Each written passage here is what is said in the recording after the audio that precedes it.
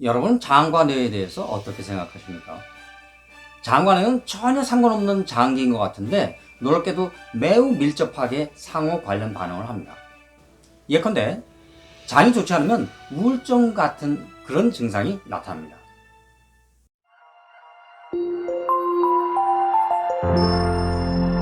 여러분 안녕하세요. 반갑습니다. KNL 기능의학TV 김강원입니다. KNL 기능의학TV는 질병의 원인 치료의 목적을 두는 의학 정보를 과학적 검증을 거쳐 여러분들께 최대한 알려드린 데에 초점을 맞추고 있고요. 그런 내용을 따라 이 채널에 들어오신 여러분께 저는 항상 감사한 마음을 가지고 있습니다. 이 영상을 제작하는 데 참고한 문헌, 이런 관련 자료를 요 설명란 요 아래에 거기에 링크를 올려놓을 테니까요. 관심이 있는 분들은 참고하시기 바랍니다. 장은 면역체계에서 70% 이상 상당 부분을 차지하기 때문에 장이 좋지 않으면 뇌에까지도 영향을 미칠 수 있죠. 또한 장 건강이 좋지 않으면 면역력이 떨어질 뿐만 아니라 자가면역, 심지어 암까지도 영향을 줄 수가 있다. 그러니까 호기심을 불러일으킵니다. 그래서 이번 시간에는 장 건강과 뇌 건강, 여기에 대해서 알아보기로 하거든요. 궁금하시면 영상을 집중해서 보세요. 그리고 이 영상을 보시고 도움이 되었다 이렇게 판단하시면 좋아요를, 다른 정보도 궁금하다 이렇게 판단하시면 구독을 눌러주세요. 물론 알림 설정까지 해두시면 제가 영상을 올리는 즉시 확인할 수 있으니까 편리하실 겁니다. 구독이 무료란 사실은 잘 알고 계시죠?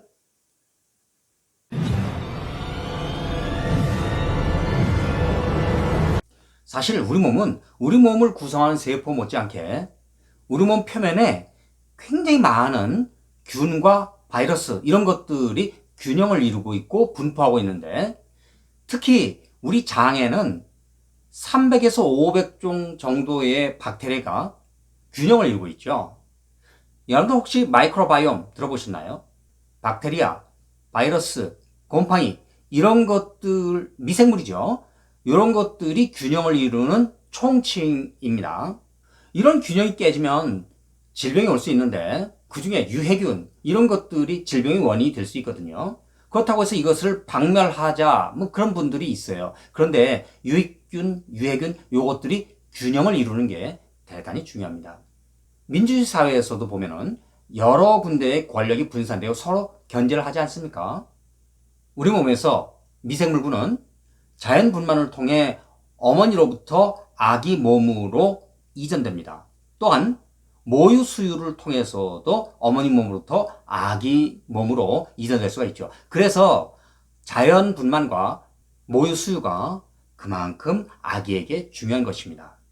그래서 정상적으로 아기의 몸에는 자연 분만과 모유 수유를 통해 마이크로바이옴이 형성되게, 균형이 형성되게 만들어집니다. 보통 우리 몸에 유익균으로서 프로바이오틱스를 많이 얘기하고 있고 보충제로서도 많이 팔리고 있죠. 이 프로바이오틱스는 유산균 이렇게 보면 되는데요. 흔히 먹는 김치와 같은 발효 음식에 많이 들어있습니다. 치료를 위해 항생제를 먹는 경우가 종종 있죠.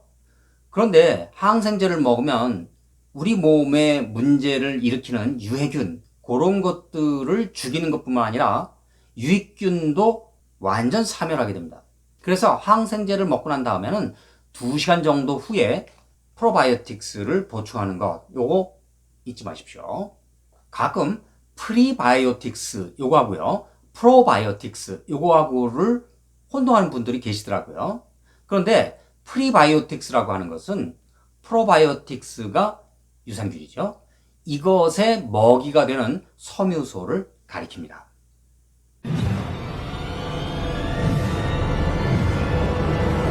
면역체계는 감염에 대항하기 위해 여러 가지 단백질과 세포가 네트워크를 이루고 있죠.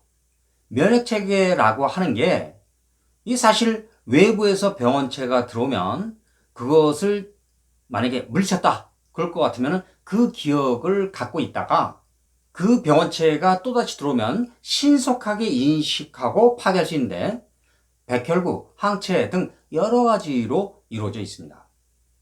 체온이 올라가거나 열이 나는 것, 이것은 사실 면역 체계가 정상적으로 작동한다는 증거이기도 하죠. 그런데 체온이 1도씩 올라가면 대사 반응이 10% 정도 증가하게 됩니다.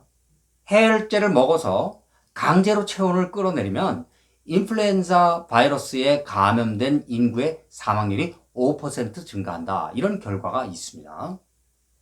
체온이 39.4도를 넘어서면 의사를 찾아야 하지만 그렇지 않으면 사실 걱정할 필요는 없습니다. 장의 점막이 1차 면역을 담당하는데 장에서 면역의 70% 이상을 처리하기 때문에 건강한 장은 심장 건강, 뇌 건강, 건강한 수면 및 건강하고 효율적인 소화 이런 것에 기여를 하게 됩니다. 또한 암, 자가면역 질환 이런 것을 예방하는 데에도 효과가 좋다 하는 것을 여러 가지 증거가 보여주고 있습니다.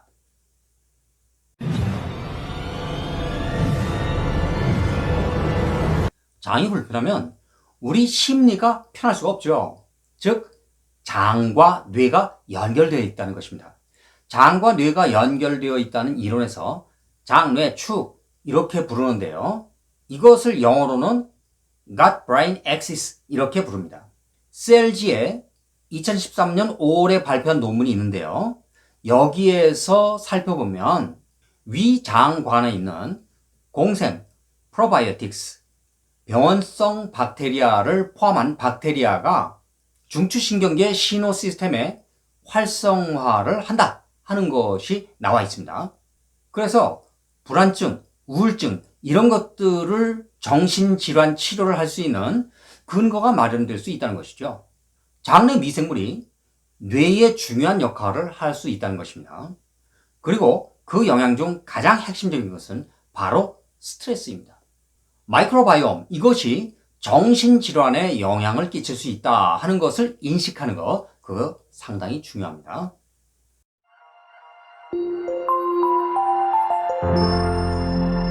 막연하게 장과 뇌가 무슨 상관이 있을까 이렇게 생각하면서 살아왔는데 막상 장과 뇌가 연결되어 있다는 사실을 알게 되니까 상당히 좀 부러운 면도 있네요.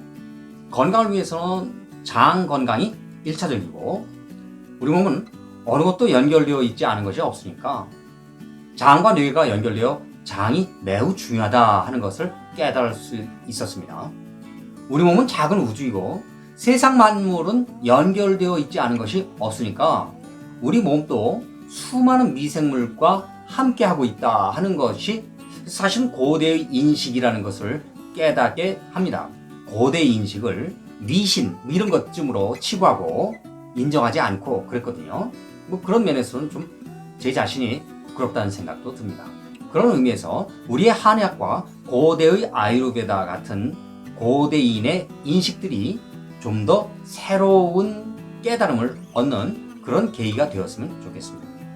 KNL 기능의학TV는 여러분 생각이 궁금합니다.